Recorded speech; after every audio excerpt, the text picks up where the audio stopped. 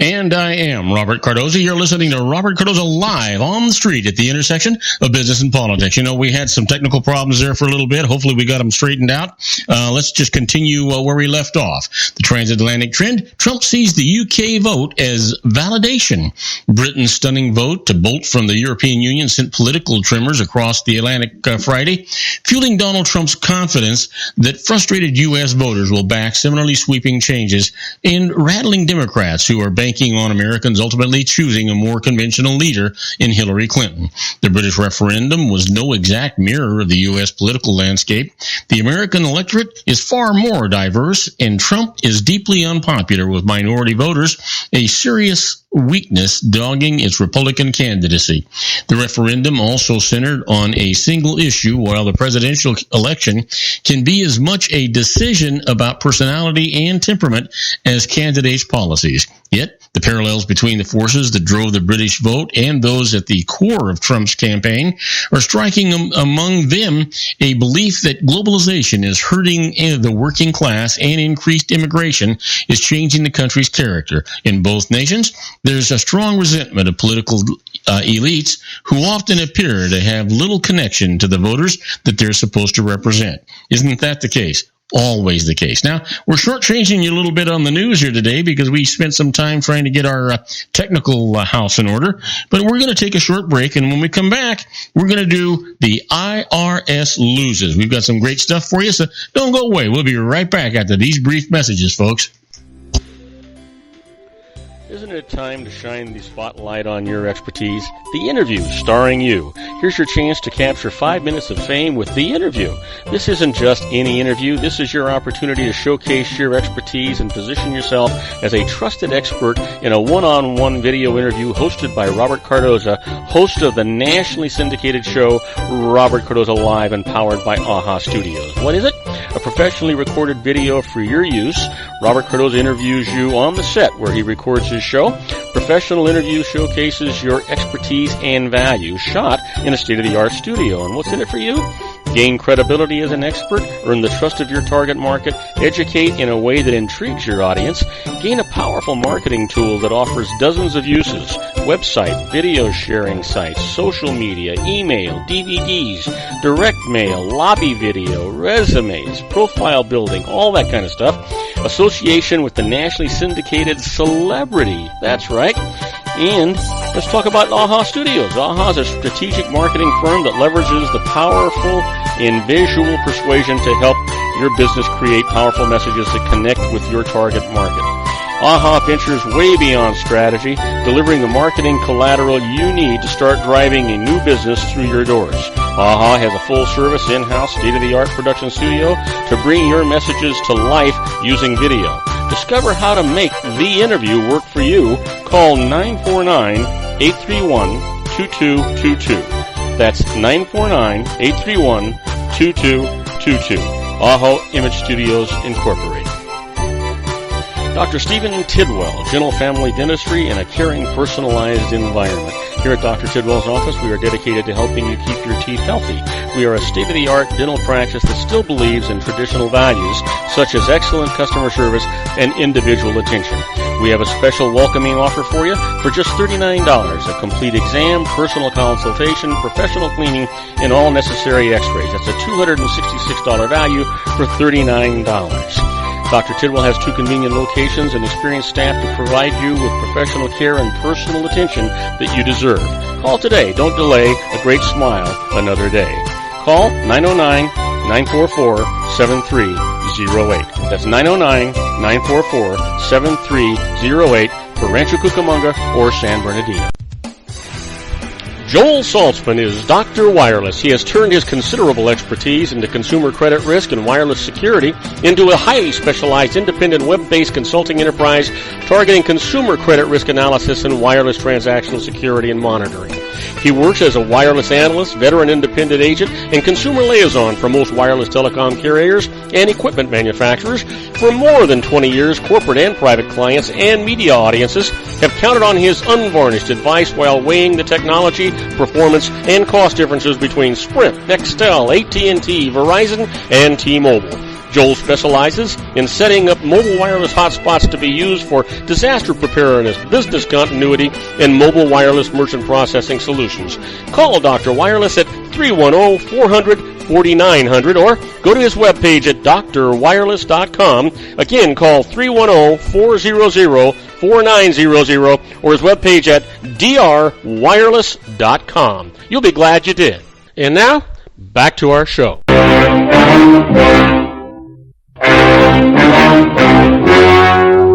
story you are about to see is true. The names have been changed to protect the innocent.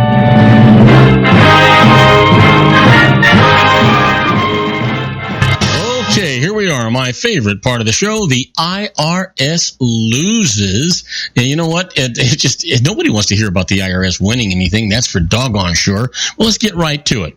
The IRS loses. The first case is issuance of a Form 1099 does not prove that the income on it was actually paid. Now, Eric Ullman worked on a construction job for Albert McMickle at $12.50 an hour from mid-November until early January. Now, McMickle then filed a 1099 saying that he had paid $3,497 to Ullman.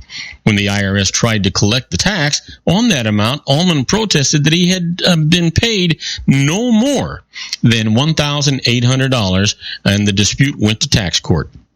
Here was the decision. A 1099 does not by itself prove payment of income. Now here, Ullman credibly testified that he had worked 35 hours a week and took time off for Thanksgiving and Christmas, leading to that $1,800 number. The IRS produced no evidence supporting the larger number, so Ullman's lower number was accepted, as it should be. You know, they could prove it. The IRS just wanted something for nothing. Well, how about this? Here's a case with the IRS conceded. You know, I've told you all the time, they only concede when they're pretty doggone sure that they're not going to prevail in court. And that's kind of what goes on with these situations. And let's tell you about this one. It's amounts paid into an IRA are restorative and not excess contributions. A woman's IRA was depleted when her investment advisor made improper investments for it and made personal use of her IRA funds. When the wrongdoing was discovered, she sued him, his employer, and related parties. Now, the suits and threatened suits resulted in her receiving awards and settlement amounts. Then she deposited them into her IRA. She then asked the IRS for a ruling that these were not prohibited excess contributions to the IRA. So the IRS said the payments compensated for loss of IRA value due to wrongdoing. So they're restorative and not subject to the criminal contribution limit. So the normal contribution limit, that's what's going on. Anyway, next case here is the IRS loses. A yacht captain is entitled to foreign earned income exclusion. Boy, this is a good one. Myron Strook was captain of a private yacht that sailed primarily in foreign waters. Now, he owned a house in California, claimed a property tax homeowner's exemption for that house, and kept bank accounts and a driver's license in California. When Strook claimed the foreign earned income exclusion for his salary, the IRS said that he had no tax home abroad, so he wasn't qualified for it. He went to court. This is what the judge said. Strook lived on the yacht and rented out the California home, so he did not have a home in the U.S. The yacht's log showed that he was in foreign waters for 330 days during the year. So he meets the tax code's requirement and receives the exclusion, as it should be. Just one more time, the IRS is just trying to flex its muscles and not let somebody have what they really have entitled to them. Now, you heard me talk about being a fly on the wall when the IRS is doing things. You'd love to be one, wouldn't you? Sure you would. Well, that's what we're talking about when we talk about this next segment, Inside the IRS. It's a little bit like the Twilight Zone.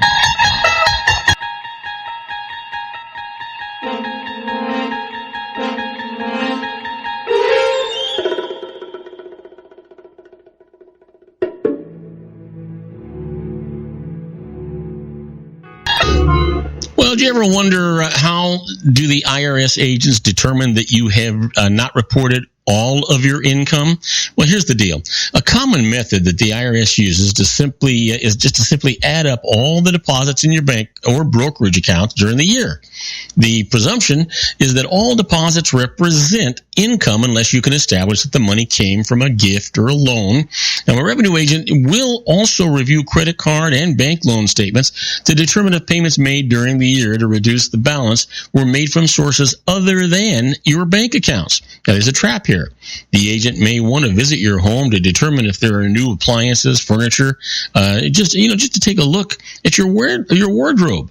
Was unreported cash used to purchase these items? So your safest bet? The IRS must obtain a search warrant, which never happens in a civil case. So do not give a revenue agent permission to tour your home. Ever, ever, ever. No way, no how. That's the way it's got to be. Now, how about one more? Tax-exempt organizations and politics.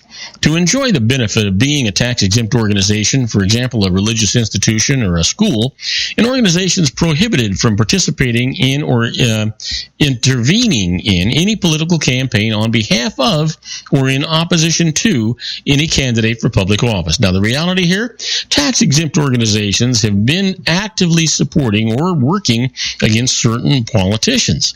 The IRS has been under pressure from Congress to do something about this abuse. However, guidance recently issued in a revenue ruling explains that voter education is permitted as long as it is not biased. Well, not biased. That's the key the key deal here. It's generally going to be biased. Now, do not go away, because when we come back, we're going to be with John Matthews, Joe Hakos, my grandson Joey, and we're going to be talking about conservative politics right here on Robert Cardoza Live at the intersection of business and politics. If you want to increase your client base and sales, then consider this, the Relationship Building Network at RBN. Given the current economic conditions and challenges, we all need to work smarter, make smarter decisions, invest our hard-earned dollars where it'll yield the best return for our investment.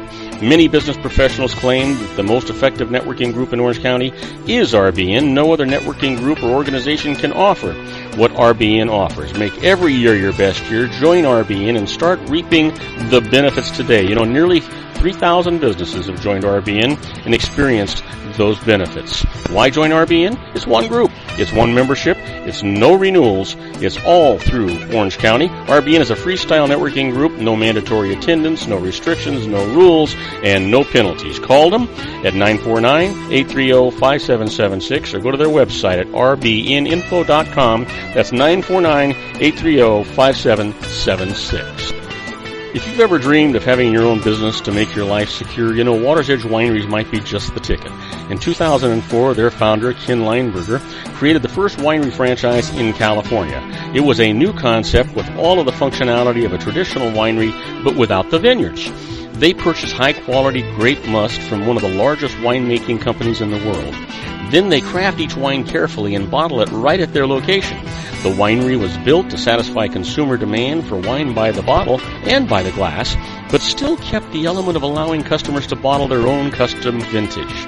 Now, they're opening urban wineries across the United States under the brand Water's Edge Wineries. If you've ever dreamed of owning your own winery, it may be in reach right now through Water's Edge Wineries. Just give them a call at 909-468-9463, extension 700. That's Water's Edge Wineries, 909-468-9463.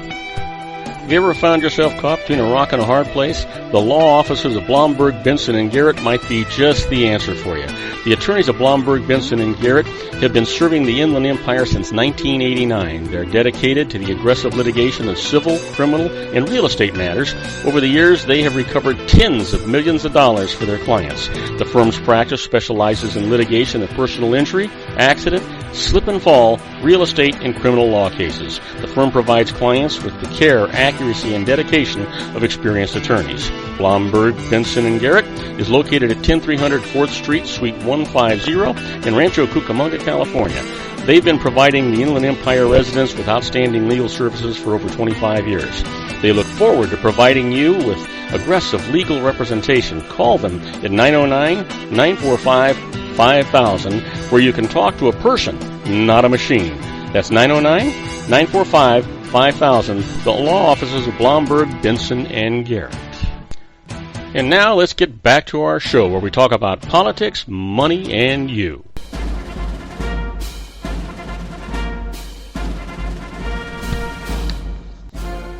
And now, ladies and gentlemen, coming to you from the basement of his strategic planning room located at his political hideaway in Los Angeles County, the dedicated man who stands and serves the political conscience of our nation, Mr. John Matthews.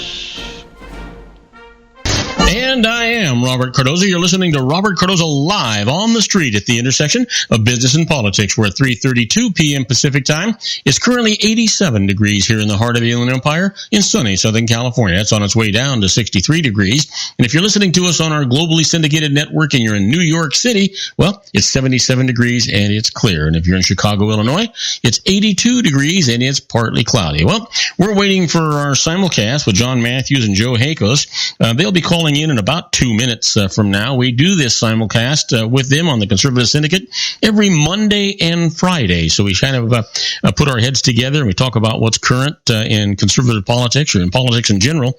Today, I think we're going to be talking about what was going on with Great Britain and the economy and those kinds of things. Well, I'll just follow John's lead and take it from there.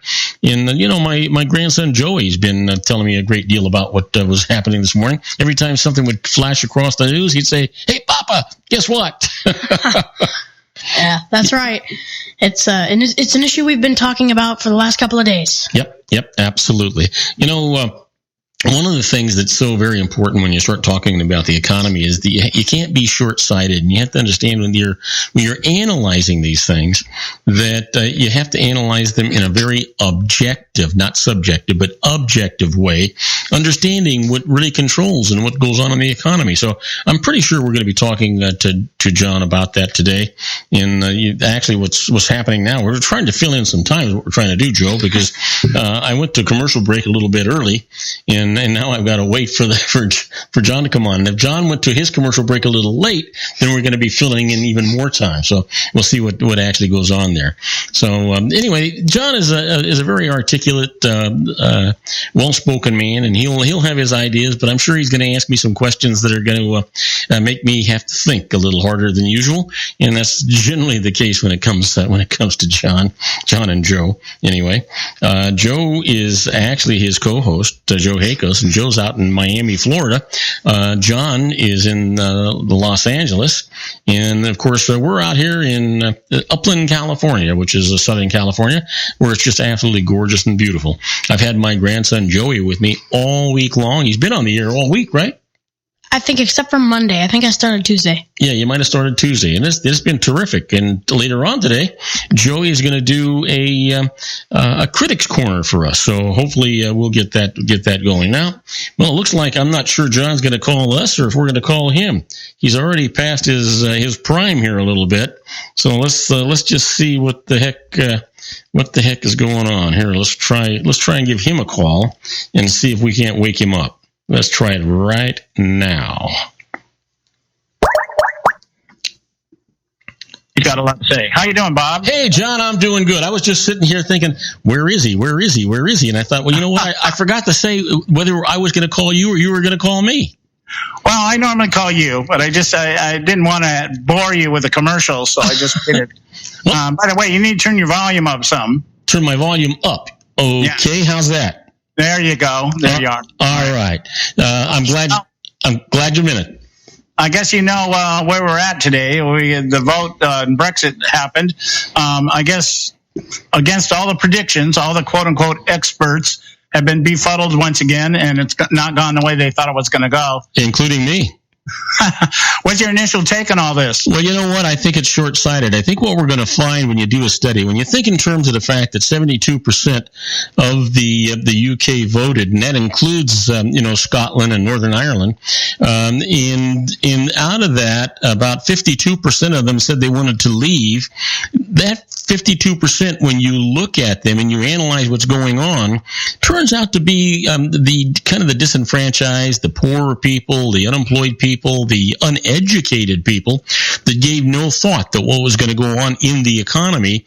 And now they're already starting to backpedal, saying they're sorry, they didn't know what the ramifications were going to be. We're already seeing a reaction with not only the stock markets in Europe and worldwide, but here in the United States too.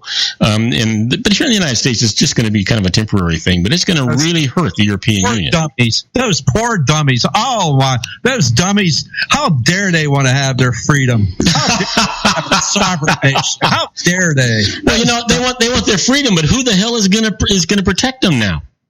Well, and my first response to what you just said, Bob, when you say they're already walking it back, who are they? No, the people that actually had voted to get out of the European Union. It's the voters themselves are starting to come out saying we didn't understand what the ramifications were. And it's because, John, you and I have talked so many times about voters that don't prepare and don't find out what the issues are and what the ramifications are.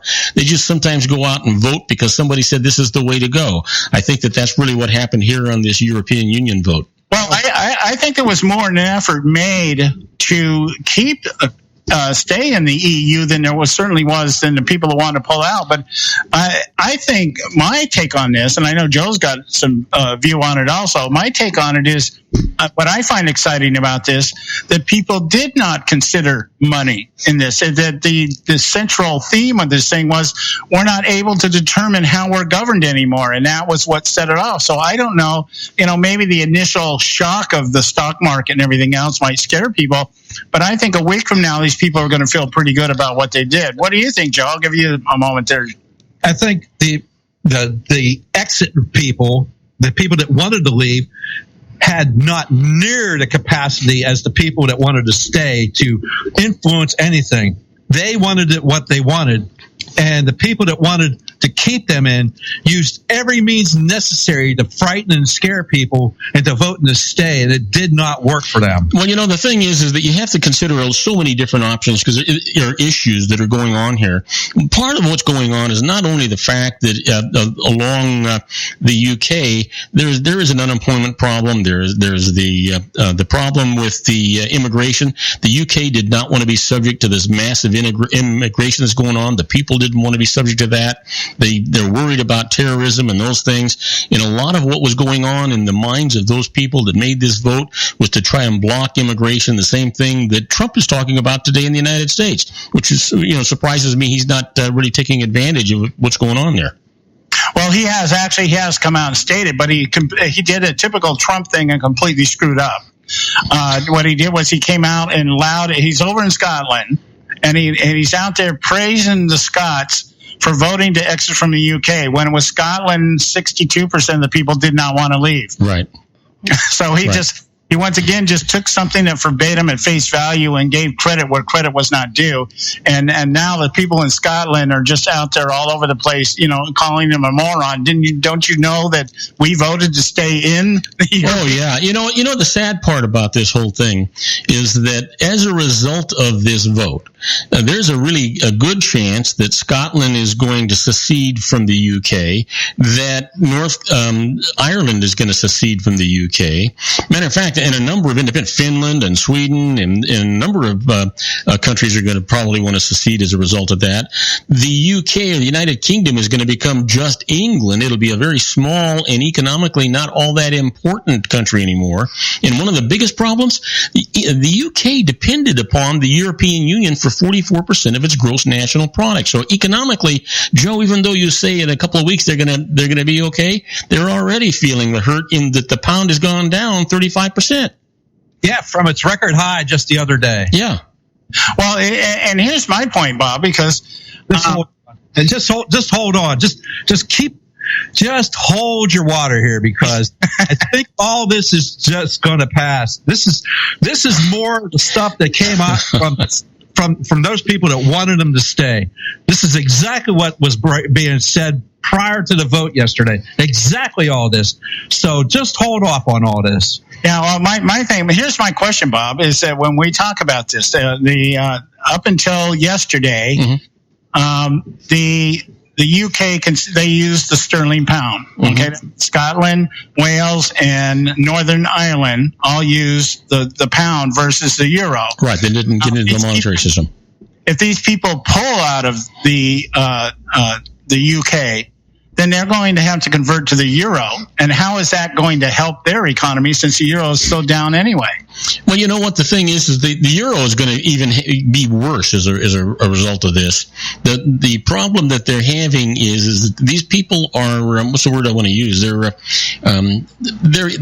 They have elite thoughts, and they're thinking right now. I believe that they're thinking not about the economy, not about just their jobs, because obviously jobs are down, and if they get this influx of immigration, it's going to be even harder to get jobs. In the UK, just like it is here in the United States, the high tech jobs have gone over to Asia and the Orient, and so these people are worried about it. And if these immigrants come over, they're going to take those jobs that nobody else wants anyhow, and it's going to hurt their economy. If what winds up happening is that Scotland and Northern Ireland do finally wake up and they say, hey, you know what? We want to have our independence, and if the only way we can do that is to strike away from the UK, then we can do that. We, just like Joe said, we want to be free. We want to be in control of our own destiny. The problem that is going to happen is the UK is going to be gone. It's going to take some time, but this is going to decimate the UK. The only strong country and strong currency that's left in the UK, in the European Union when the UK comes out, is Germany. And Germany will become a dictatorship, so to speak. And then there'll be no more, they're going to have to renegotiate every one of their trade deals between every other country that they had trade deals with under the UK that included the I keep saying the UK, the European Union.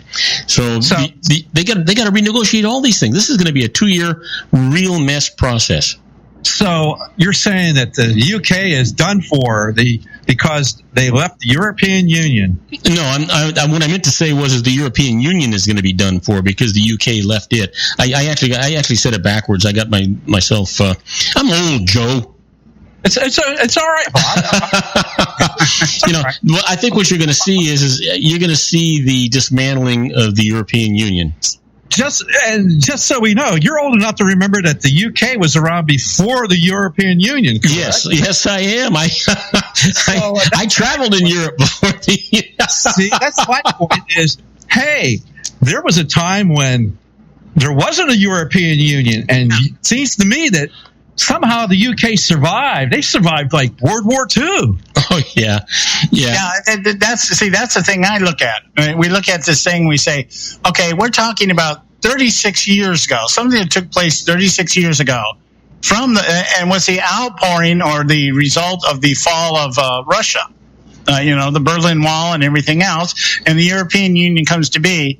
And now all of a sudden it's like, oh my God, what are we going to do? What are we going to do? Like Joe said, the UK has been around longer than probably the Garden of Eden, for crying out loud, and they managed to survive. Well, that's true, but think in terms of what's happened. The UK was something that was started as a dream and started to be formulated right after World War II.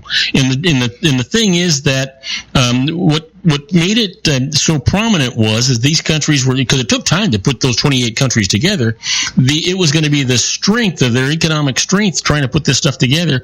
And the UK never did buy into the monetary side of the So Bob, you know what brought the downfall of the EU was the fact that the Soviet Union did disappear. And all these weak Eastern European countries were allowed to enter into the EU. If they were allowed to stay out, then the EU would have been a lot stronger. Yeah, that would have. It would have. And unfortunately, the real strength of the euro is the inclusion of the UK in the European Union, because that is the backing that was there. Now, the proof of that is now that the UK has come out, you see what's going on with the price of oil and the price of gold. Price of oil has dumped, and the price of gold has gone up because the price of gold now is going to be the substance that supports the currency. Okay. We got to go to a break. When we come back, I want to examine it a little bit more from the currency standpoint, because as you said, Germany, they still use the mark, right? Yeah. Okay. So we got the mark, we got the euro, and we got the pound. and we want to kind of take that and see how that's going to affect the markets in terms of the United States. We'll see if we can make some kind of relationship there. Stay with us right here at the Conservative Syndicate. Don't go away. We'll be right back. And call me back, John, please. Okay, and we're going on a commercial break. We'll be right back with John Matthews, Joe Hakos, my grandson Joey, and me after these brief messages. Isn't it time to shine the spotlight on your expertise? The Interview, starring you. Here's your chance to capture 5 minutes of fame with The Interview. This isn't just any interview. This is your opportunity to showcase your expertise and position yourself as a trusted expert in a one-on-one video interview hosted by Robert Cardoza, host of the nationally syndicated show Robert Cardoza Live and powered by AHA Studios. What is it? A professionally recorded video for your use. Robert Cardoza interviews you on the set where he records his show.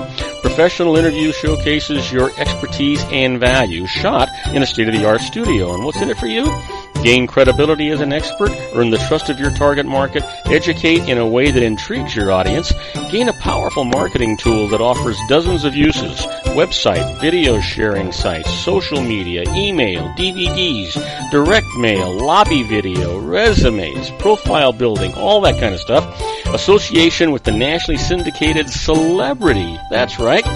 And let's talk about AHA Studios. AHA is a strategic marketing firm that leverages the powerful in visual persuasion to help your business create powerful messages that connect with your target market.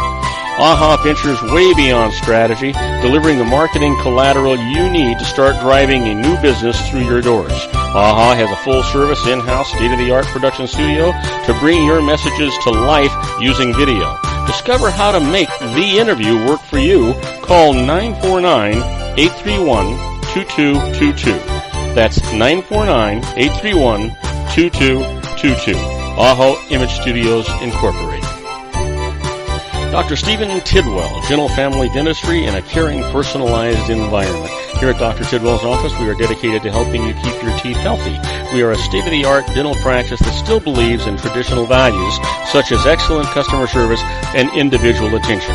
We have a special welcoming offer for you for just $39, a complete exam, personal consultation, professional cleaning, and all necessary x-rays. That's a $266 value for $39. Dr. Tidwell has 2 convenient locations and experienced staff to provide you with professional care and personal attention that you deserve. Call today. Don't delay. A great smile another day. Call 909-944-7308. And I am Robert Cardoza. You're listening to Robert Cardoza Live on the street at the intersection of business and politics. Well, we're waiting for John Matthews and Joe Hakos to call back for our simulcast. Right now, I want you to know 3:49 p.m. Pacific time. Still 87 degrees here in the heart of the Inland Empire in sunny Southern California on his way to 62 degrees. If you're listening to us in Paris, France, well, it's 63 degrees and mostly cloudy. And in Rome, Italy, 79 degrees. And we're back with John Matthews and Joe Hakos. Okay. All right. Okay, Bob, back to our conversation here. Okay, here's the deal. We're talking about the different currencies that these countries have. Joe just brought it to my attention that Germany actually changed to the euro, but they've never required people to turn the marks back in. There's been no deadline, so it's kind of like a cross-currency thing going on right there. Yeah, Germany, actually, you can use either currency, and you can go to the bank in Germany and still get either currency, either the mark or the euro. So it's to me, they've really never come off of it. And if Germany were to secede from the European Union, their mark is already in place, and they don't even miss a heartbeat. Okay, I get you. So we got that solved. But here's the deal. I'm looking at an article here. Let's see just let me reference this here. The big question looming over the markets after the Brexit bombshell. Okay, now they make a statement in this article here. There's a big question looming over the world markets. Will the Brexit have a ripple effect that spurs other countries to leave the EU or otherwise spurn globalization? Is the exit decision a uniquely British one? Or does it reflect a worldwide electorate so distraught and economically frustrated that similar outcomes should be expected going forward? Now, I get some parameters here, and I wanted to see if I can get an opinion from you here. Let's see, an election in Spain in 2 days from now. Australians go to the polls on July 2nd. Japan goes to the polls on July 10th. Italy in October. and of course the U.S. in November. France and Germany hold elections next year. So the question is there going to be more referendums to pull out of the EU? What do you think? Yeah, I do, and I think you're going to see a lot of it. I think you're going to see Finland come out. You're going to see I can't think of Switzerland come out. I really do think there's a chance that you're going to see a lot of problems because we now. I was going to say enjoy, but whether you enjoy it or not, we are experiencing a worldwide or global economy, and the economy is tied amongst all of these different countries. When one country gets shaken up, it shakes up the entire economy, which is why you see the World Bank sometimes making loans to Greece, who couldn't qualify for a loan to save its soul, but they do it so that the country doesn't fall into total bankruptcy that would hurt the global economy. Okay, now let me ask you this question when we talk about currency. We have, like I said, Scotland, Ireland, Wales, and the UK, or the Britain make up the UK. Mm-hmm. And they all utilize the sterling pound. Mm-hmm. Hey, you get Scotland's the first one to come up, and Northern Ireland just announced. The Northern League leader Matteo Salvini said they're going to petition also for a referendum, but they want to exit the European Union, whereas Scotland wants to stay in the European Union. Okay, now if Scotland was to say we want to secede from the UK, and so for the purpose of going into the European Union, then they would have to change their currency from the pound to the euro, would they not? Yes, they would. Okay, now, knowing that Scotland has a lot of, my understanding is they're very tied in with the oil industry to some degree or another. That's going to be reflected in their ability to export. Yes, it will. So, well, but remember that the European Union, their economy is dependent on the UK and vice versa. And the biggest problem with the global economy is that right now, most all of the European Union and the United States, for that matter, is trying to compete what's the word I want to use? Unsuccessfully, because we've got guys making $50 an hour competing with guys that are making 55 cents an hour. Right. So my question is Scotland then not cutting their own throat? No, because they already have all of these pounds, John. These pounds, even though they've gone down, I think the last I saw it was like 20 cents, or something like that. Anyway, from $1.50 to $1.35 was the last one I saw. Anyway, in any event, the pound is worth more than the euro. It's worth 35% more than the euro. As a result of that, with Scotland having all of these pounds, they're simply going to trade them in for euros, and they're going to get more euros than when they normally would have gotten because of the pound. They will be economically in a better position because they've got more euros in their bank. So you're saying basically just the possession of more currency, it retains the value? Is that what you're saying? You're just getting like a 2-for-1 swap or something? Yeah. It's sort of like stock splits. Okay. And so what winds up happening is that they only have X number of pounds, but those pounds are worth 1.5 times the euro. Okay, I see. In my mind, I was thinking it would work just the opposite. No, but I have to tell you this. I believe it's a short-term benefit because at some point, I don't know how Scotland is ever going to compete on how much Scotch can they make, for gosh sakes? How are they going to compete on the global market without an infrastructure to support that? Yeah, well, my thinking would be we're talking about 3 years now. A transition is supposed to take 2 to 3 years. Mm-hmm. And over the course of that time, with the markets responding the way they do, and if they continue on the trend that they're going on right now, we see the pound continue to be devalued. At some point, that can backfire on Scotland if they did do that currency exchange, could it not? Yes, it could. Now, and I think that the only reason that Scotland wants to join the European Union is they want to get out from under the thumb of the European or the UK. Okay, so you think that they believe that they're being subjected? Yeah, because it was just when Joe actually made the comment, and he was just kind of kidding around. They want their freedom. Well, the truth is, Scotland does want their freedom. They want their freedom from the UK. Well, it seems like if they wanted their freedom so bad, 2 years ago they had an opportunity to get it. Well, it just seems to me you're just trading one type of oppression for another. If that's well, yeah, but unless you live there and understand the mindset, it's not there. And Joe, that's the truth. They could have gotten it 3 years ago. They were afraid to get it. The people were threatening them. The same thing has happened right now. Who really believed? All the polls even said that the UK would never pull out of the European Union. And look what happened. The experts said that they would never leave. Yeah, the experts. Yeah. Well, I said it. The globalists. Yeah, the globalists are the experts, the elitists, the establishments. That's the bottom line. I do the work on you, Bob. Yeah, we're running out of time here, but I just want to make one quick point, Bob. Yeah. Said what I'm saying here is that what has happened is that what we're seeing here is that on an international level now, globalism is being rejected. And I think that's a good reflection, and let's hope that it feeds over to here, this election cycle. Well, I would certainly support that. That's just proof of what everybody is saying about NAFTA and the TPP and all the rest of this stuff. That stuff is just bad for countries. And the other thing is that we're headed for some challenging times right now, and hopefully what'll wind up happening, at least for the United States, we'll have some big shakeups in November, and we'll see exactly who's right. Because the shakeups we have in November, if we're lucky enough to have them, will show the world the right way to proceed.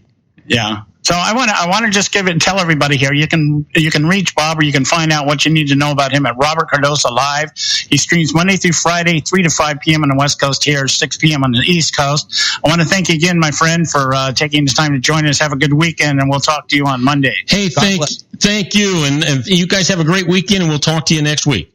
All right. Okay, guys, now. All right. Now, we'll be back after this commercial break with my grandson. Joey, yeah.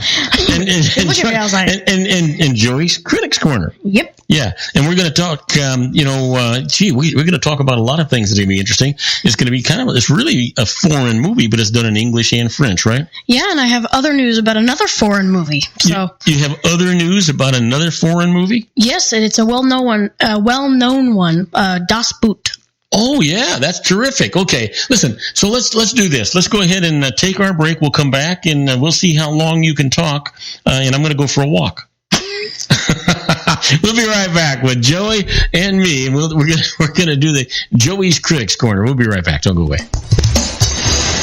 If you want to increase your client base and sales, then consider this, the Relationship Building Network at RBN. Given the current economic conditions and challenges, we all need to work smarter, make smarter decisions, invest our hard-earned dollars where it'll yield the best return for our investment.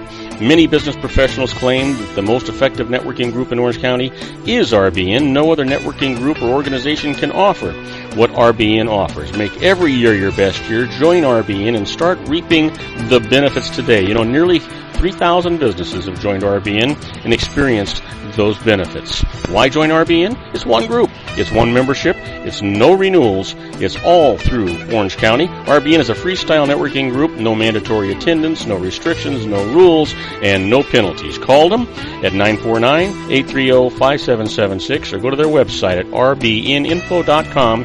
That's 949-830-5776. If you've ever dreamed of having your own business to make your life secure, Water's Edge Wineries might be just the ticket. In 2004, their founder, Ken Lineberger, created the first winery franchise in California. It was a new concept with all of the functionality of a traditional winery, but without the vineyards. They purchase high-quality grape must from one of the largest winemaking companies in the world. Then they craft each wine carefully and bottle it right at their location. The winery was built to satisfy consumer demand for wine by the bottle and by the glass, but still kept the element of allowing customers to bottle their own custom vintage. Now, they're opening urban wineries across the United States under the brand Water's Edge Wineries. If you've ever dreamed of owning your own winery, it may be in reach right now through Water's Edge Wineries. Just give them a call at 909-468-9463, extension 700. That's Water's Edge Wineries, 909-468-9463. Have you ever found yourself caught between a rock and a hard place? The law offices of Blomberg, Benson, and Garrett might be just the answer for you. The attorneys of Blomberg, Benson, and Garrett have been serving the Inland Empire since 1989. They're dedicated to the aggressive litigation of civil, criminal, and real estate matters. Over the years, they have recovered tens of millions of dollars for their clients. The firm's practice specializes in litigation of personal injury, accident, slip and fall, real estate, and criminal law cases. The firm provides clients with the care, accuracy, and dedication of experienced attorneys. Blomberg, Benson, and Garrett is located at 10300 4th Street, Suite 150 in Rancho Cucamonga, California. They've been providing the Inland Empire residents with outstanding legal services for over 25 years. They look forward to providing you with aggressive legal representation. Call them at 909-945-5000, where you can talk to a person, not a machine.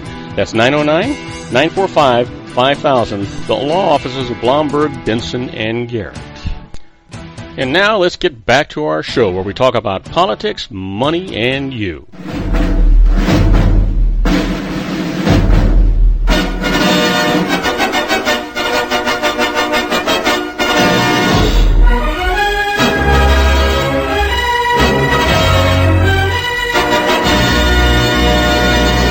Photography, story, acting, and an overall.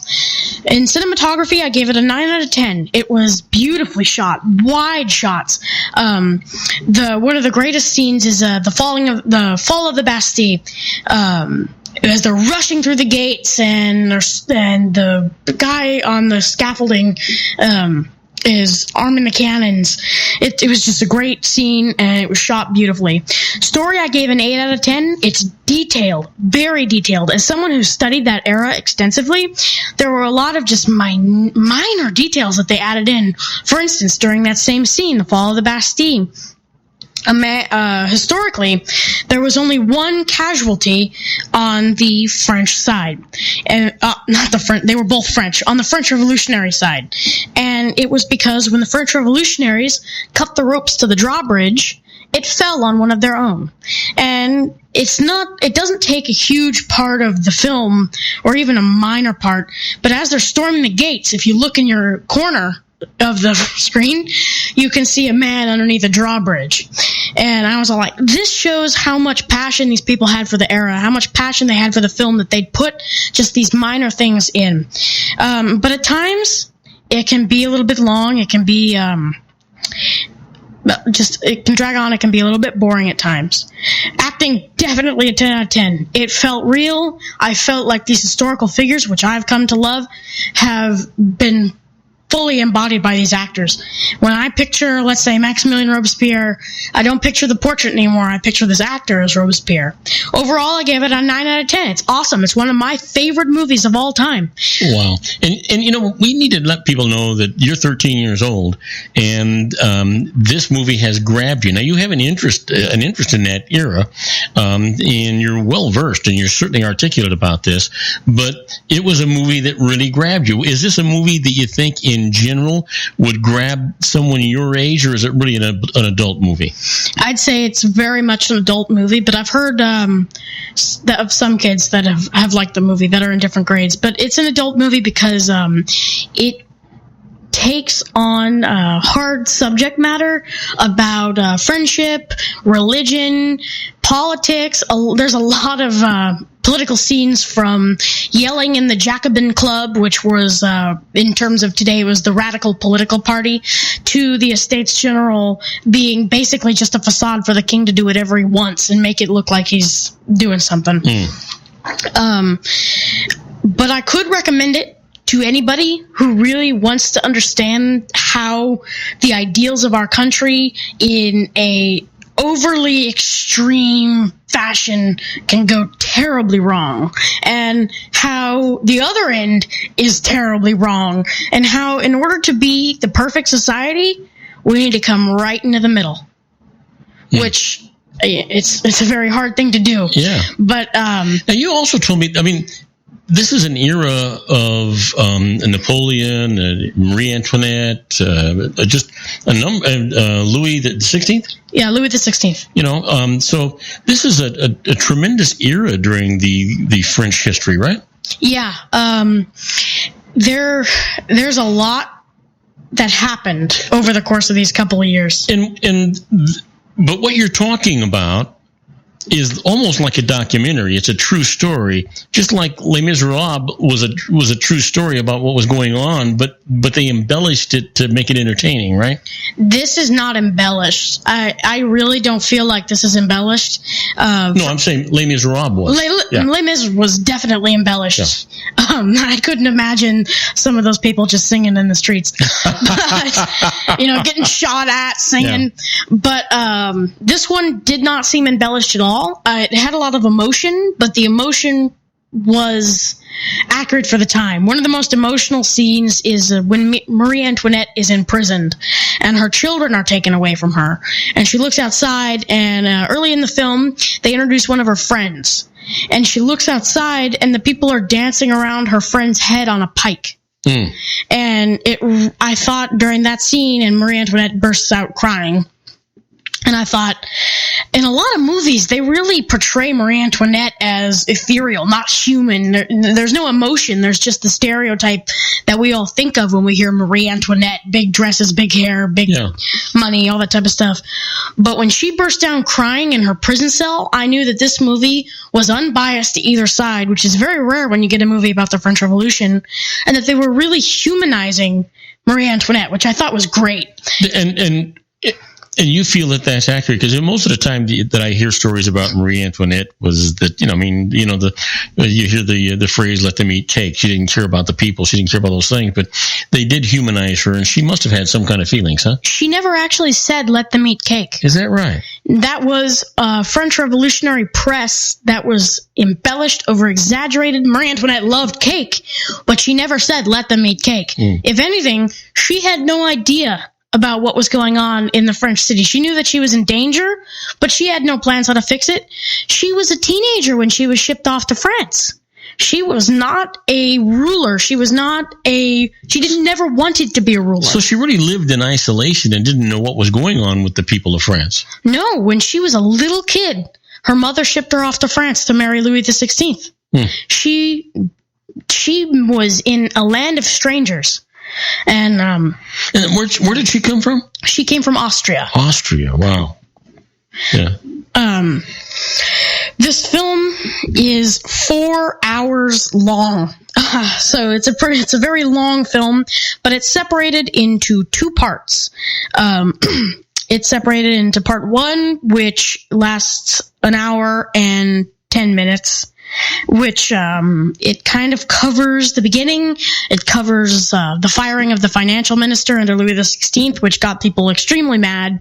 The calling of the Estates General, the fact that people were starving, and then concludes right as Maximilien Robespierre creates the Committee of Public Safety, which created the era known as the Terror. And then part two is an hour and 5 minutes long, and that covers the terror section of the movie up to the fall of Robespierre, where he really got what he deserved. And so when you're watching a movie like this, it's 4 hours long, for God's sakes.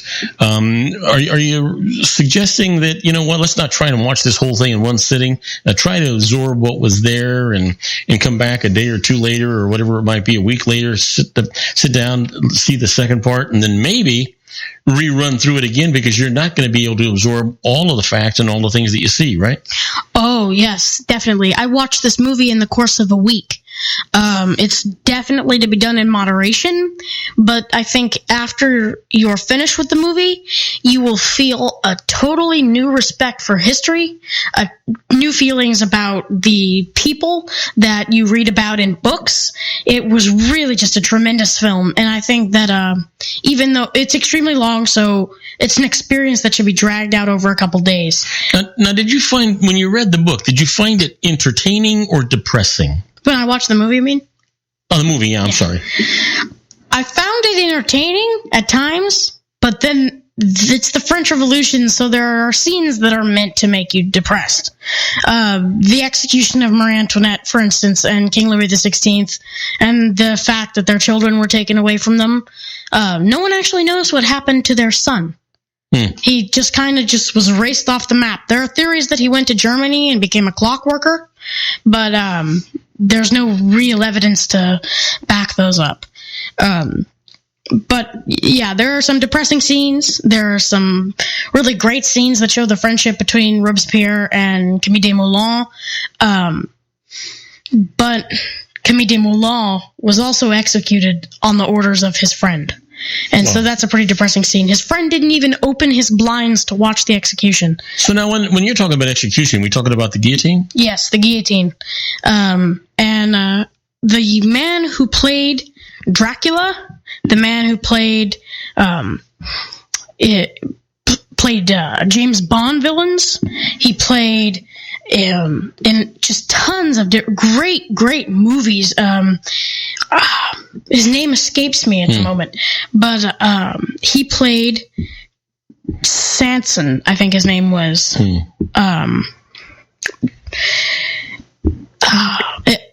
was the royal executioner. Christopher Lee is his name. Oh. Christopher Lee plays the royal executioner, and there's a great scene where Marie Antoinette is bound, and she's heading up to the scaffold, and she steps on his foot, which is a historical fact. She said, "Pardon, monsieur, sorry." Which is really? She's about to lose her head, and she's saying, "Pardon me." Yeah. And she kind of starts to cry. And the executioner says, "Courage, madame," which was Christopher Lee's own made-up line. It was not scripted, and it's ad-lib. Yeah, ad-lib. And that was a wonderfully emotional scene. That he was a royal executioner, and then he was an executioner for the People's Republic, and all that type of stuff. Another famous actor is Sam Neill. Sam Neill plays the Marquis de Lafayette. And how would we know, because I'm not familiar with that man, what would I have seen him in? Jurassic Park. Oh, yeah. Okay. Jurassic Park. And what part did he play? He played Dr. Grant. Oh, the main character. Oh, yeah. Matter of fact, didn't he die? I'm not sure if he died. So anyway, so Joe, we got to go on a commercial break. When we come back, what are we going to talk about? Well, I was going to continue talking about the film. Well, that makes a lot of sense to me. We're talking to my grandson, my genius grandson. You can tell that now, right? Yeah, absolutely. My genius grandson, Joey. And boy, I'll tell you what, there isn't an awful lot he doesn't know about movies or books or entertainment or video games, and what goes into making up all of these venues and these types of things going on. So don't go away. When we come back, we're going to talk some more to my genius grandson, Joey, in Joey's Critics Corner. Isn't it time to shine the spotlight on your expertise? The Interview, starring you. Here's your chance to capture 5 minutes of fame with The Interview. This isn't just any interview. This is your opportunity to showcase your expertise and position yourself as a trusted expert in a one-on-one video interview hosted by Robert Cardoza, host of the nationally syndicated show Robert Cardoza Live and powered by AHA Studios. What is it? A professionally recorded video for your use. Robert Cardoza interviews you on the set where he records his show. Professional interview showcases your expertise and value, shot in a state-of-the-art studio. And what's in it for you? Gain credibility as an expert, earn the trust of your target market, educate in a way that intrigues your audience, gain a powerful marketing tool that offers dozens of uses, website, video sharing sites, social media, email, DVDs, direct mail, lobby video, resumes, profile building, all that kind of stuff. Association with the nationally syndicated celebrity. That's right. And let's talk about AHA Studios. AHA is a strategic marketing firm that leverages the powerful and visual persuasion to help your business create powerful messages that connect with your target market. AHA ventures way beyond strategy, delivering the marketing collateral you need to start driving a new business through your doors. AHA has a full-service, in-house, state-of-the-art production studio to bring your messages to life using video. Discover how to make The Interview work for you. Call 949-831-2222. That's 949-831-2222. AHA Image Studios, Incorporated. Dr. Stephen Tidwell, Gentle Family Dentistry in a caring, personalized environment. Here at Dr. Tidwell's office, we are dedicated to helping you keep your teeth healthy. We are a state-of-the-art dental practice that still believes in traditional values, such as excellent customer service and individual attention. We have a special welcoming offer for you for just $39. A complete exam, personal consultation, professional cleaning, and all necessary x-rays. That's a $266 value for $39. Dr. Tidwell has 2 convenient locations and experienced staff to provide you with professional care and personal attention that you deserve. Call today. Don't delay. A great smile another day. Call 909-944-7308. That's 909-944-7308 for Rancho Cucamonga or San Bernardino. Joel Saltzman is Dr. Wireless. He has turned his considerable expertise into consumer credit risk and wireless security into a highly specialized independent web-based consulting enterprise targeting consumer credit risk analysis and wireless transactional security and monitoring. He works as a wireless analyst, veteran independent agent, and consumer liaison for most wireless telecom carriers and equipment manufacturers. For more than 20 years, corporate and private clients and media audiences have counted on his unvarnished advice while weighing the technology, performance, and cost differences between Sprint, Nextel, AT&T, Verizon, and T-Mobile. Joel specializes in setting up mobile wireless hotspots to be used for disaster preparedness, business continuity, and mobile wireless merchant processing solutions. Call Dr. Wireless at 310-400-4900 or go to his webpage at drwireless.com. Again, call 310-400-4900 or his webpage at drwireless.com. You'll be glad you did. And now, back to our show.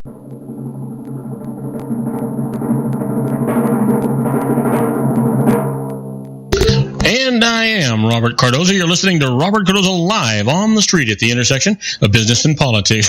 I'm not going to tell you what the temperature is because it's the same damn temperature it was the last 5 times I told you. This is crazy, but I will tell you this. At 4:22 p.m. Pacific time, if you're listening to us in Madrid, Spain, it's 75 degrees and clear. In Tokyo, Japan, it's 72 degrees and overcast. But you know what you need to be doing? Strap yourself down, get a nice cocktail or a cup of coffee, and get ready to listen to my grandson, Joey. He's talking about the French Revolution in a magnificent movie that he got.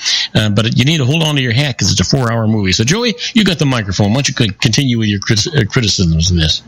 Okay, so one of the things about this movie is it has a lot of twists, but so does history.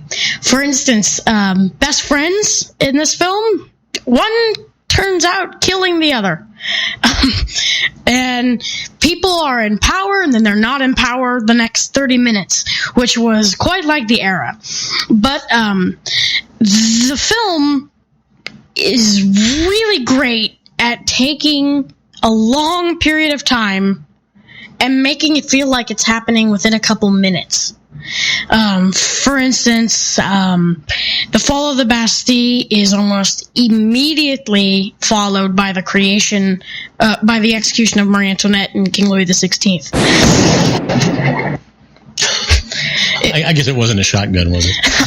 I'm assuming it was more of a blade falling. I don't have a blade falling. You don't have a... One of the funny things about the film is Dr. Joseph Guillotine, the inventor of the guillotine. That was Marie Antoinette. As her head is detached from her body. Yes. He is meeting with King Louis XVI, and he's got the plans for the guillotine all laid out, and he's all like, "It's painless, sir," all that type of stuff. Except what a lot of people don't know is the original design for the guillotine was not the curved blade. It was a straight, like, razor blade that didn't even cover the whole thing. Perpendicular. Yes. But when Louis XVI got it, he said, this is not going to do the trick. And so he curved the blade. He made it at an angle. And Joseph Guillotine did the thing. He fixed it. He did everything. Louis XVI did not know a couple years later he would be getting his head cut off by his own invention, pretty much. Well, you know, I guess every inventor has to try his own invention once in a while, right? Yeah, I guess. Just you know what? Just don't lose your head over the fame. Yeah, there's some great scenes in this movie. I really liked the subplot about the Marquis de Lafayette, and he comes back from America expecting this huge greeting, and he actually wanted to get freedom for his people. And he comes back, and once his people fight for their freedom, they end up driving him out of town. Because he still serves the king. He was a member of the military. He took his vow, so he's in charge of military forces, and he actually had to run to another country. Really?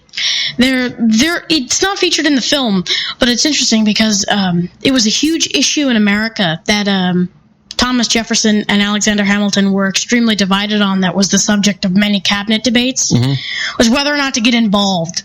We eventually didn't. That was Hamilton's idea, which was probably for the best, because these people, as you'll soon see, were very violent. So there was a chance that Hamilton could have lost his head, and there wouldn't have been a play. Actually, Jefferson said his other side was, we should go help these revolutionaries. He said this just a couple of years before the revolutionaries took to using the guillotine nonstop. Well, Jefferson he loved France. He loved France. I love Jefferson. He's one of my heroes. Yeah. But I do think he was I don't think he was extremely wrong when he said it, but if he would have gotten involved, he would have, our country would have looked bad as soon as we were supporting people. The United States would have. Yeah, the United States would have looked bad as soon as we supported the Reign of Terror. If we didn't just leave the second Maximilian Robespierre came to power and was, all his political enemies started falling to the guillotine. And eventually people were all like, no traitors are falling to your guillotine. Only people that you personally dislike. Oh, jeez. So Maximilian Robespierre tried to defend himself by killing more people that he disliked. So eventually the Estates General, not the Estates General, but the convention plotted to overthrow him.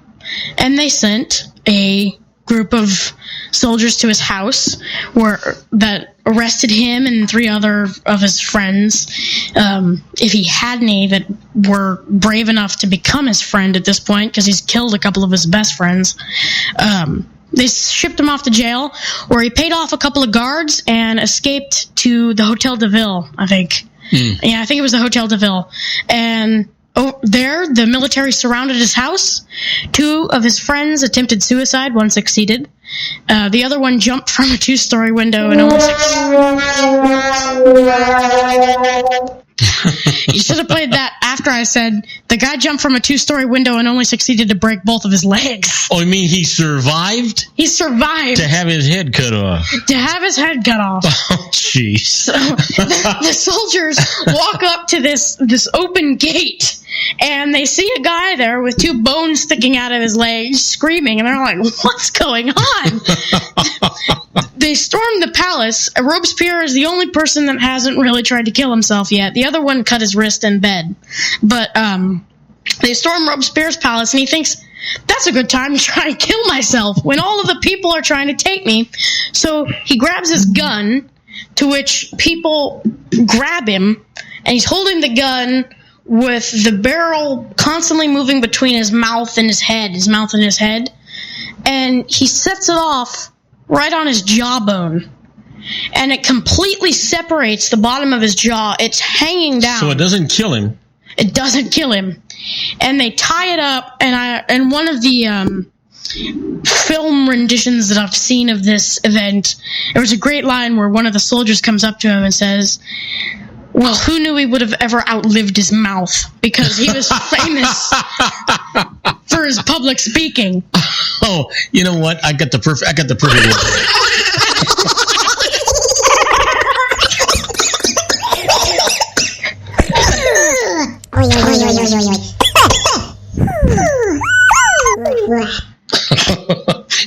hanging his mouthpiece. Yeah, so they tied up his mouth, they brought him to prison, they cut his hair, they took off all his clothes, they put him in rags, and they brought him in a death cart, which were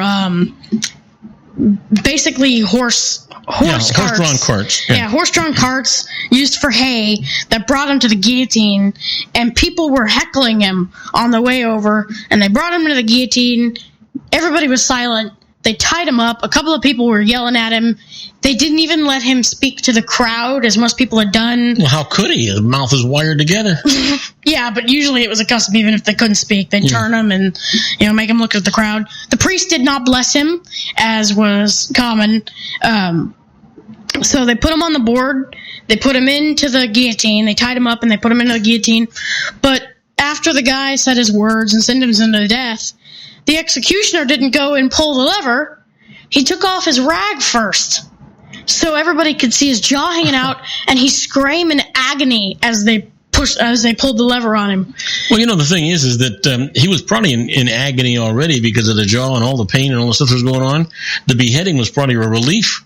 Yeah, most likely. There's actually a common, it's false, but it's a legend, that he was the only person to be guillotined facing upward. Oh, really? You know what? Wait a minute. I heard a story like that one time. So it must have been about this guy. Yeah, he's supposed to be the only person to have been guillotined upward, but it's a historical fact that he was guillotined just like everybody else. Eventually, the more moderate people took over. They were still revolutionaries, but they weren't guillotining people 24/7. And after they took over, Napoleon took over. He declared himself emperor. But I actually have a coin from just after Robespierre fell. Oh, really? Yeah. Actually, I think you showed me that. You need to know this about my grandson. His bedroom is like a museum. He's got his own library in there. He's got his artifacts from all over, and just why don't you describe that a little bit? Oh, I've got what I call the and a hamster. The hamster's dead now. Oh, but a guillotine? Not the guillotine. But I call it the Hiram Bingham Memorial Museum in my bedroom.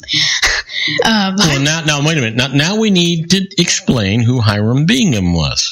Well, there are many Hiram Binghams. I just say Hiram Bingham because all of them did great things. I am related to Hiram Bingham. Hiram Bingham the Third. I think Hiram Bingham II was the first Christian missionary to Hawaii. Hiram Bingham III founded Machu Picchu, was a U.S. senator, and fought as in aerial combat during World War I. Hiram Bingham IV saved Jews in Nazi-occupied France, and then a couple of them were authors after that. Wow. You got good stock. Yeah, so I made the museum just from stuff I've collected over the years and that type of thing. I have a 1960 still working projector, Super 8 projector. I have a coin from Revolutionary Paris, like I said. I have a coin from the Stalinist USSR. I have a coin from just as Hitler took power. I have a coin from 1789 Britain with King George III's face on it. I have pottery from Greece. I have some authentic stuff from different movies. I have a Zen garden, just Buddha, all types of different things. I have a library that I keep in my closet filled with different books. I really have quite the collection. Yeah, you surely do. And I'm still building. I have a piece of metal that was used on tests for the Curiosity rover. I have an meteorite, all kinds of stuff. Just amazing stuff. Joey, we ought to talk a little bit about your tremendous interest in the film industry. And, one of your I was going to say mentor. It's not really a mentor, but one of the people you look up to the most, you're a big fan of, is Steven Spielberg. Yes, I like Steven Spielberg. I like Quentin Tarantino. Now there is a dichotomy in people. You've got one that makes these. Well, you know what? Maybe not. You've got Spielberg, who actually did Saving Private Ryan. That was a pretty bloody and gutsy kind of deal. Steven Spielberg produces a lot of bloody, gutsy stuff, too, like Band of Brothers, The Pacific, a lot of different stuff. And Quentin Tarantino, that man, holy cow.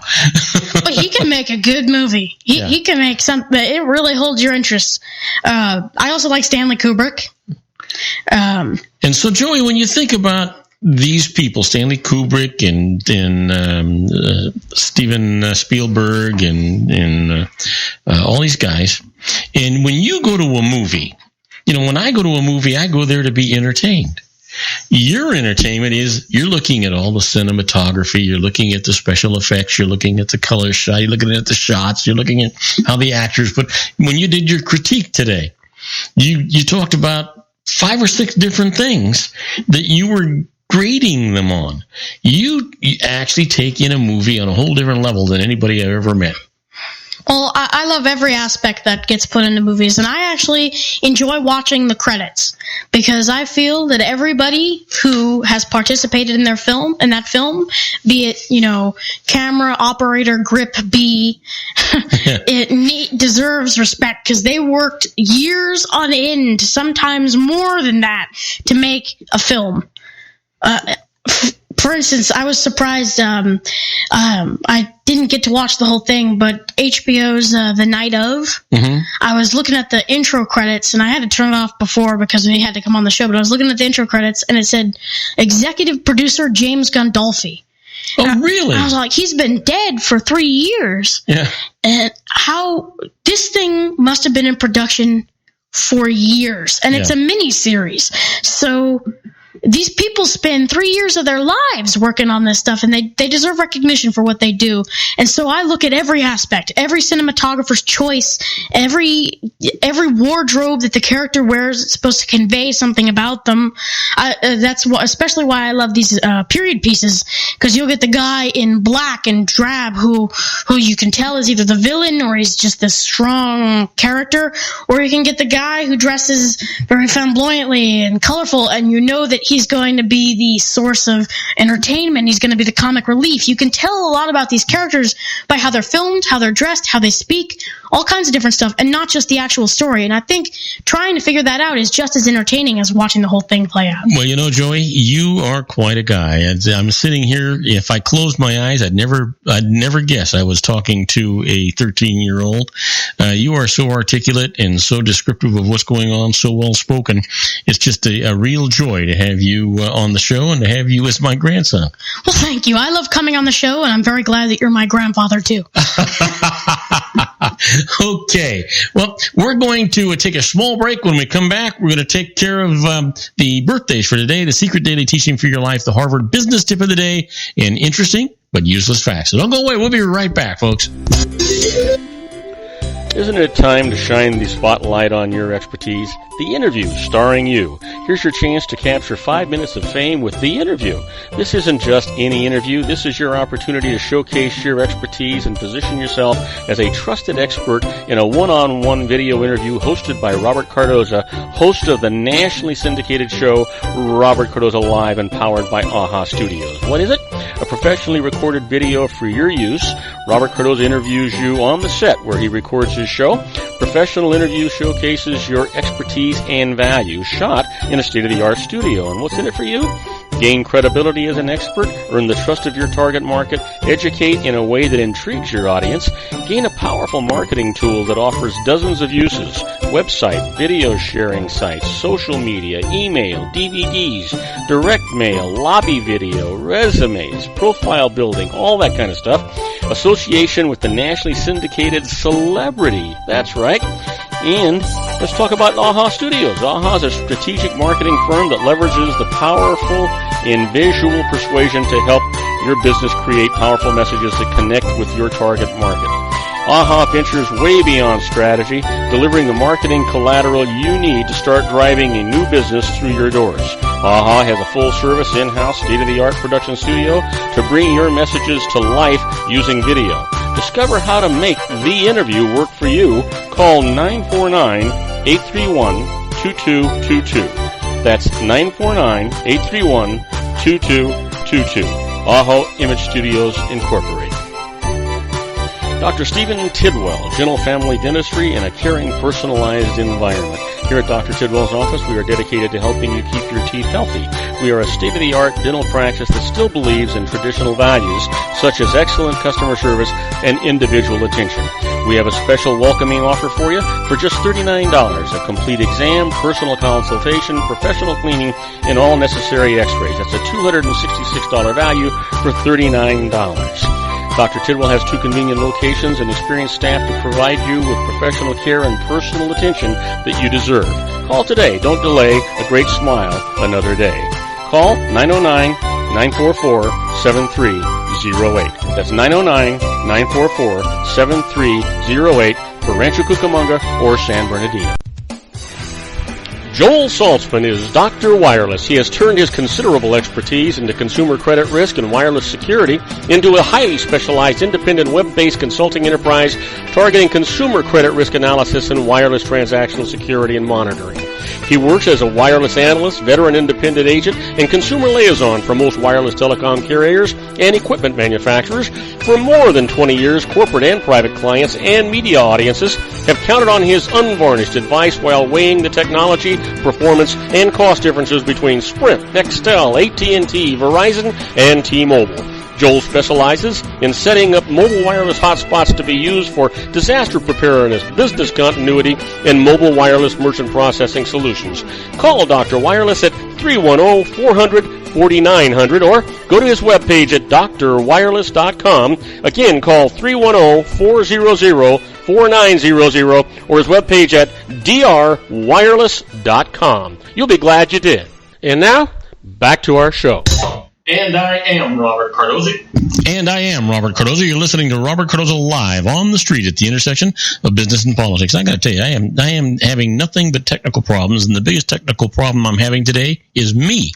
I'm forgetting to turn switches on. I'm forgetting to move things. I got commercials going on backwards. But you know what? Just bear with me. We're going to get through the show. We've got a lot of great content. My grandson Joey is with us. Boy, if you missed the last 2 segments, you need to go back to the archives and listen to him. He is so well read and so articulate. It's just a joy to listen to him.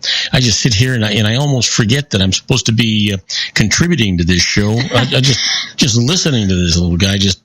I'm just so proud of him. Anyway, it is time for us to talk about the Harvard Business Tip of the day, and the management tip today is: read the situation to know how to motivate people. So here's the deal. Keeping employees motivated is one of the most important responsibilities of a manager. To do this, make sure you're using the right motivational tools. Whoops, what the heck happened here? You know what happened here, Joey? Technology. Absolutely. I keep having these problems, and what's going on is while I'm talking to the microphone, Siri is trying to talk to me. The technology gods are not smiling upon us today. Yeah, that's for sure. Anyway, as I was mentioning, the responsibilities of the manager, to do this, make sure that you're using the right motivational tools to the right times, and keep these guidelines in mind. Now, first off, feedback. To enhance commitment, offer positive feedback when an employee is just getting started on a project. Solicit negative feedback toward the finish line to highlight any slow progress. And goal setting. Focus on the work that's been done at the beginning of the project. Focus on how much more work needs to be done near the end to avoid frustration. And then finally, incentives. Incentives are always important. Immediate rewards, a bonus, are more effective in increasing motivation. Use extrinsic incentives, that means money, to motivate at the beginning of a project, and use intrinsic incentives, that's job satisfaction, to help people persist toward the end of a project. And then, you know what you find out? Your project is a success, and it's because of the way you handled it. Well, it's time for us to do the secret daily teaching for your life. And Joey, what's the secret daily teaching in your life all about? A positive mental attitude. And then how important is that? Do you remember? 110%. 110%, because only you can control your life. You decide whether you're happy, you're sad, you're rich, you're poor, you're successful, or you're a failure. You decide if the people around you are happy and satisfied.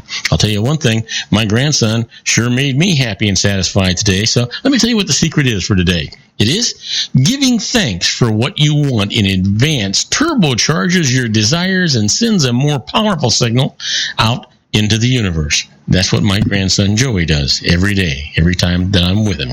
Well, you know what? You know what today is. I know what today is. Everybody knows what today is. Yeah, it is June the 24th, and by golly, it's somebody's birthday.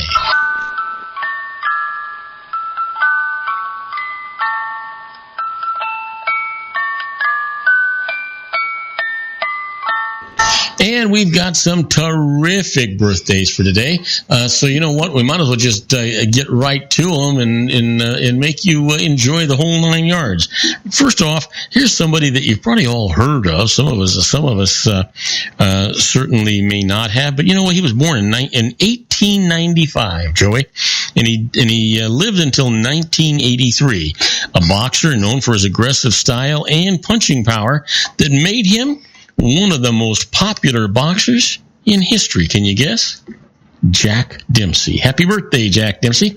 And here's somebody else, born in 1944, a rock guitarist who was one of 3 noted guitarists who have played with the Yardbirds. Happy birthday, Jeff Beck. And then finally, this man was born in 1947, a musician known for his role as the drummer with the band Fleetwood Mac. Happy birthday, Mick Fleetwood. Well, let's talk about what happened today in history. On June the 24th, 1901, the first exhibition of Pablo Picasso's work opens. It seems like it would be longer ago than that, doesn't it? It does. I always imagined Pablo Picasso's maybe late 1800s. Yeah, and on this date in 1949, the very first television Western, Hopalong Cassidy, is aired on NBC, starring William Boyd. That was one of my favorite shows when I was a little boy. I was only about 4 or 5 years old when that came on the air. It was terrific. And also on this date in 1983, Space Shuttle program STS-7, Sally Ride, the very first female American astronaut, returns to Earth. This was before the big deal. And in 2004, in New York, capital punishment is declared unconstitutional. Yeah. Cruel and unusual punishment. Well, our quote for today comes from Robert Byrne. Robert has to say, there are 2 kinds of people: those who finish what they start, and so on.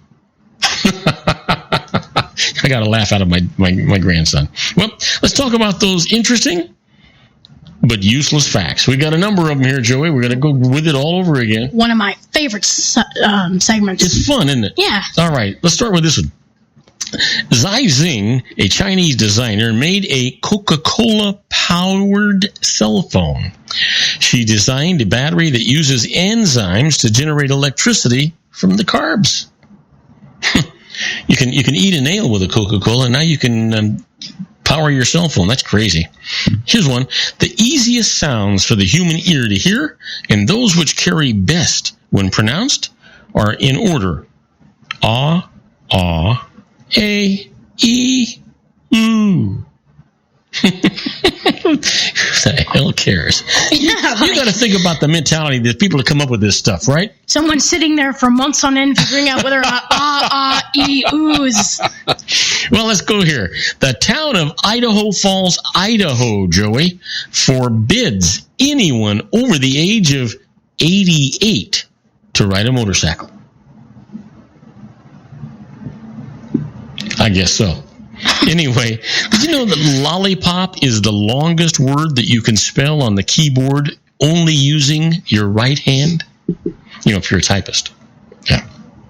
And Vincent van Gogh painted a picture a day in the last 70 days of his life. Wow. If he only knew how much money they were going to be worth later on, right? Yeah. Yeah. Well, you know what? Let's leave it with this one. While sailing along the Caribbean coast of South America in 1499, the Spanish explorer Alonso de Ojeda saw Indian houses built on stilts over the water. The area reminded him of Venice, and he named it Little Venice, which in Spanish is Venezuela. Isn't that cool? Yeah. Yeah. Now, do not go away, because when we come back, we're going to do our tribute to the late, great Paul Harvey in the rest of the story. I'll be right back with you, folks. Don't go away. If you want to increase your client base and sales, then consider this, the Relationship Building Network at RBN. Given the current economic conditions and challenges, we all need to work smarter, make smarter decisions, invest our hard-earned dollars where it'll yield the best return for our investment. Many business professionals claim that the most effective networking group in Orange County is RBN. No other networking group or organization can offer what RBN offers. Make every year your best year. Join RBN and start reaping the benefits today. You know, nearly 3,000 businesses have joined RBN and experienced those benefits. Why join RBN? It's one group. It's one membership. It's no renewals. It's all through Orange County. RBN is a freestyle networking group. No mandatory attendance, no restrictions, no rules, and no penalties. Call them at 949-830-5776 or go to their website at rbninfo.com. That's 949-830-5776. If you've ever dreamed of having your own business to make your life secure, you know Water's Edge Wineries might be just the ticket. In 2004, their founder, Ken Leinberger, created the first winery franchise in California. It was a new concept with all of the functionality of a traditional winery, but without the vineyards. They purchased high-quality grape must from one of the largest winemaking companies in the world. Then they craft each wine carefully and bottle it right at their location. The winery was built to satisfy consumer demand for wine by the bottle and by the glass, but still kept the element of allowing customers to bottle their own custom vintage. Now, they're opening urban wineries across the United States under the brand Water's Edge Wineries. If you've ever dreamed of owning your own winery, it may be in reach right now through Water's Edge Wineries. Just give them a call at 909-468-9463, extension 700. That's Water's Edge Wineries, 909-468-9463. Have you ever found yourself caught between a rock and a hard place? The law offices of Blomberg, Benson, and Garrett might be just the answer for you. The attorneys of Blomberg, Benson, and Garrett have been serving the Inland Empire since 1989. They're dedicated to the aggressive litigation of civil, criminal, and real estate matters. Over the years, they have recovered tens of millions of dollars for their clients. The firm's practice specializes in litigation of personal injury, accident, slip and fall, real estate, and criminal law cases. The firm provides clients with the care, accuracy, and dedication of experienced attorneys. Blomberg, Benson, and Garrett is located at 10300 4th Street, Suite 150 in Rancho Cucamonga, California. They've been providing the Inland Empire residents with outstanding legal services for over 25 years. They look forward to providing you with aggressive legal representation. Call them at 909-945-5000, where you can talk to a person, not a machine. That's 909-945-5000, the law offices of Blomberg, Benson, and Garrett. And now let's get back to our show where we talk about politics, money, and you.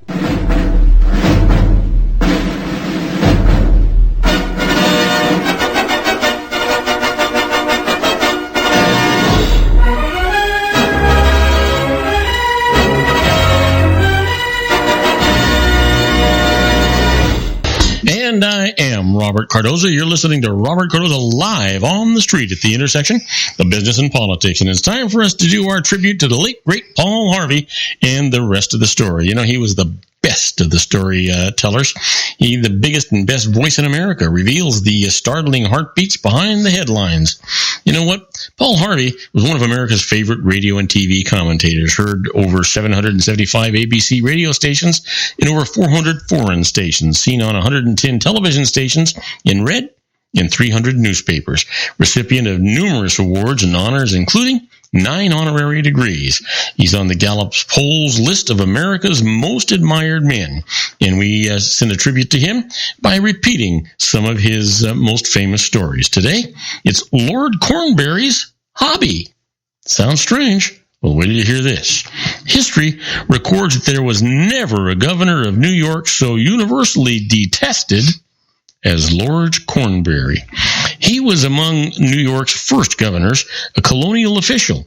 One cannot help assuming that Lord Cornbury's hobby was largely responsible for his negative image. Oh, he was a rotten governor, all right, but it was his hobby, really, that made people distrust him. And Lord Cornbury's favorite pastime? Well, is the rest of the story.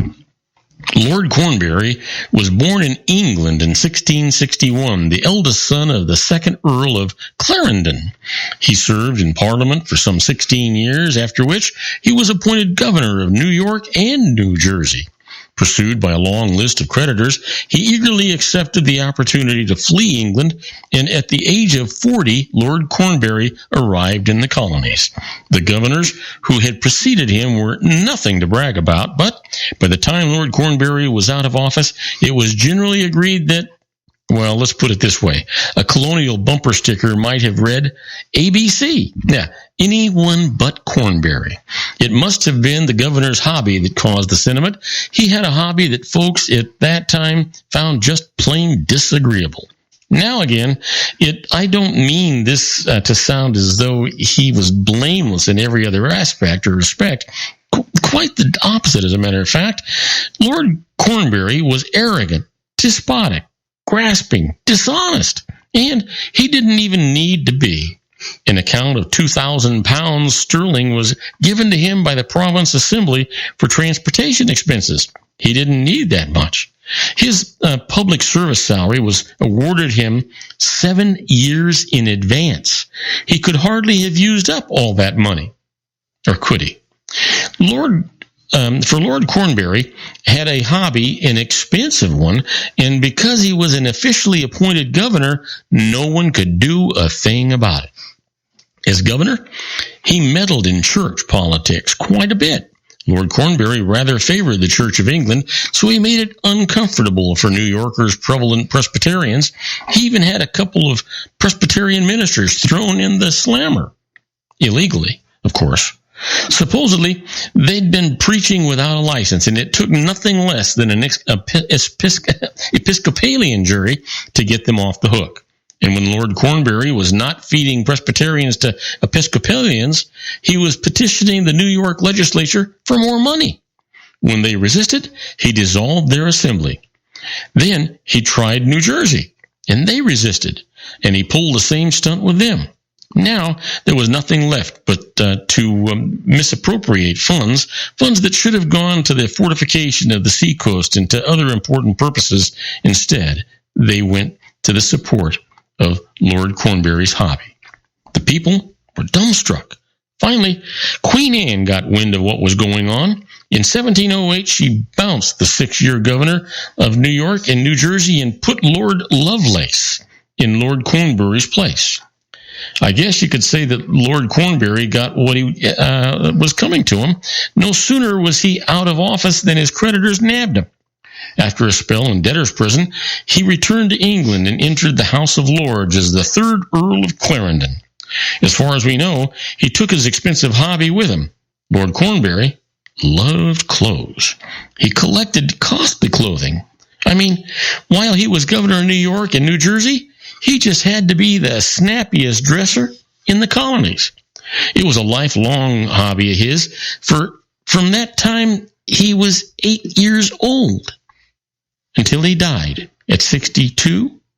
Every day, every night, day and night, Lord Cornbury dressed like a woman. And now, you know the rest of the story. Well, Joey, that was the story today. Kind of shocking, a little bit what's going on. You don't know where these things are going to end. I love these stories. On Monday, we're going to talk about a story about Abraham Lincoln. We'll get that one going in a letter that was taken care of there. In the meantime, Joe, I want to tell you how much I really appreciate the fact that you came on the show today. We're missing David. We're missing David Garrett in the law, and you filled in just magnificently. We just loved having you, buddy. Well, I love being here, so it worked out great. Yep. From now on, when somebody calls in and they're not going to be able to make it, I'm going to make a phone call to my favorite grandson, Joey, and we're going to do another Critics Corner with Joey. I've got plenty of movies, plenty of books, plenty of music, plenty of video games. Well, that's what we're talking about, Joey. Thanks again. Well, on my next show, John Matthews, Joe Hakos, and I are going to be talking about conservative politics one more time. And John Hansen, that little old wine drinker, will be here, and he'll be talking about food and wine. And at the same time, I'll continue our tribute to the late, great Paul Harvey in the rest of the story. Please tell all your friends about my show here on the RLC Broadcasting Network. That's our show for today. Beginning today, treat everyone you meet as if they were going to be dead by midnight. Extend them all the care, kindness, and understanding that you can muster. Your life will never be the same again. So many of our dreams at first seem impossible, then they seem improbable, and then when we summon the will, they soon become inevitable. The real secret of happiness is to make others believe that they're the cause of it. Robert Cardoza Live is brought to you by blogtalkradio.com every Monday through Friday from 4 p.m. to 6 p.m. Pacific Time. Now, go out and make it a great day. Your host has been Robert Cardoza, the technical advisor, Matchstick Digital, and your executive producer, also Robert Cardoza.